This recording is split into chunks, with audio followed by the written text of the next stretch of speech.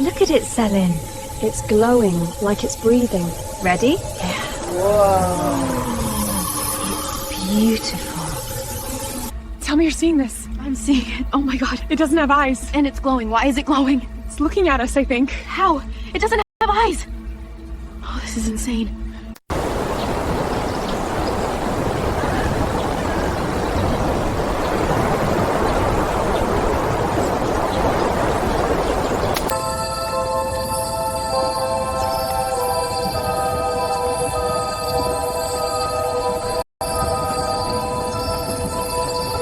Selin. Görüyor musun? Evet, inanılmaz. Kanatları kristal gibi. Sanki etrafımızda bir şey çiziyorlar. I can't believe it's real. The way it glows, like it's alive. Ready? Let's go. Wow.